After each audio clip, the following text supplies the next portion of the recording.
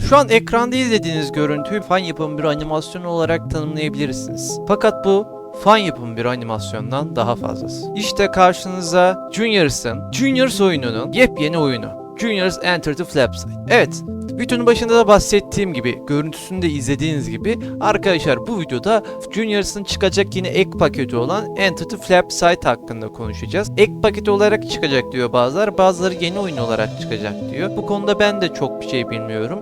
Fakat Game Jolt'ta ek paket nasıl oluyor bunu da çok merak ediyorum açıkçası. Şimdi konumuza girmeden önce, videomuza geçmeden önce çok kısa bir hatırlatma yapmak istiyorum. 750 abone olabilmemiz için lütfen ama lütfen videoya like atıp kanalda abone olmayı unutmayın. Şu anki hedefimiz 750 abone. Bence videoyu paylaşırsak, videoya like atarsak ailemizi büyütmeye daha fazla devam edebiliriz. O zaman isterseniz hemen videomuza geçelim. Şimdi ilk başta bu oyunun ortaya çıkışını bir bilmemiz lazım. Şimdi yanlış hatırlamıyorsam bu oyun her yıl düzenlenen o yıl çıkacak fan yapım oyunların duyurulduğu bir yayında duyuruldu. O yayının ismini şu an unuttum ama şu an siz zaten ekranda görüyorsunuzdur. Bu yayın içinde arkadaşlar Juniors'ın yeni oyunu olan Enter the Flapside'da duyuruldu ve bundan sonra Juniors Team X hesabı üzerinden ve YouTube üzerinden bize 4 tane teaser verildi ve bu teaserların her biri birbirinden farklı başlığa sahip. Bu video tabii bütün teaserları teker teker yorumlamayacağım fakat böyle üzerinden geçeceğim. Şimdi bu oyunun normal oyun üzerine ne katacağına gelirsek bu oyun arkadaşlar büyük ihtimalle yine bir hayaleti anlatacak. Yine bir hayalet bulma oyunu olacak. Fakat normal Juniors'tan birazcık farklı olacak gibi duruyor. Bunun da sebebi tabii ki bize verilen teaserlar. Eğer yayınlanan son teaser'a bakarsanız yani SOS teaser'ına bakarsanız kendimizi Paul Bear dünyasına benzer bir yerde olduğunu görüyoruz. Fakat Paul Bear dünyasından farklı. Neden farklı? Çünkü şurada bakarsanız buradaki karakter tamamen Paul Bear'dan bağımsız yeni bir karakter. Sadece bu da değil. Eğer ikinci teaser'a gelirsek, Intro Atır başlıklı teaser'a gelirsek de bu teaser'da yine Paul Bear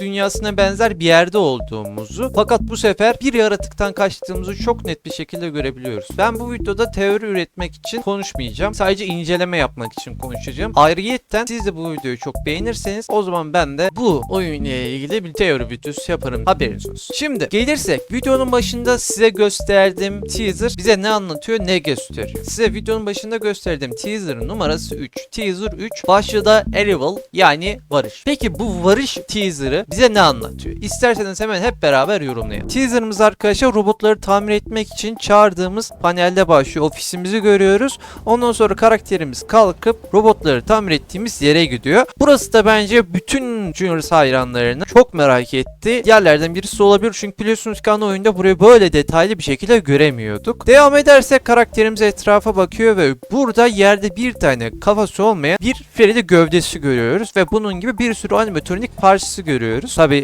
bulunduğu yer, bulunduğu oda gereği çok normal.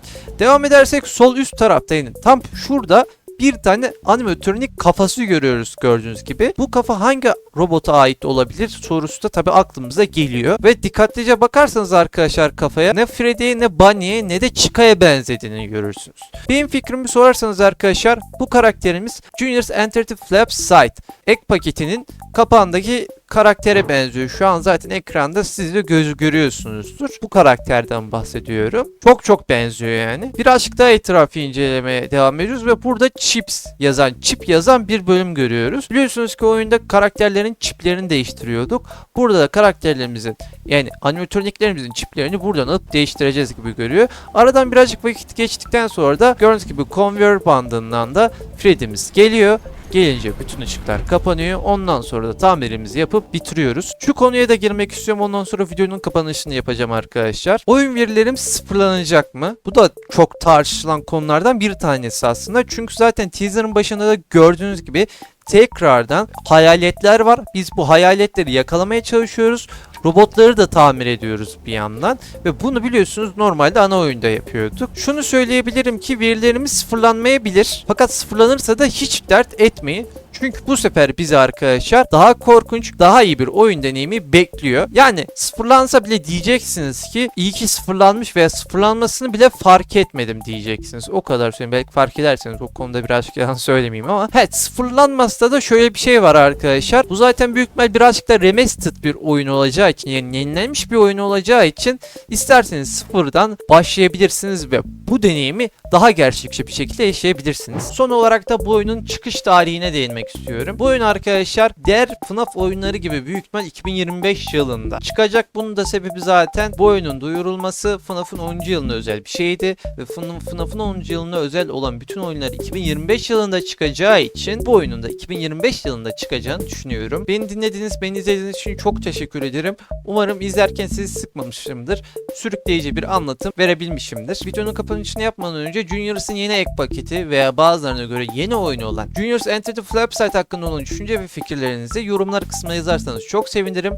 Tekrardan beni izlediğiniz için çok teşekkür ediyorum. Hem şunu da belirteyim, eğer bu videoya 10 like gelirse Junior's Enter the Flipside ile ilgili bir teori videosu da gelecektir. Kendinize iyi bakın. Farklı bir video görüşmek üzere. Hoşça kalın efendim ve bay bay.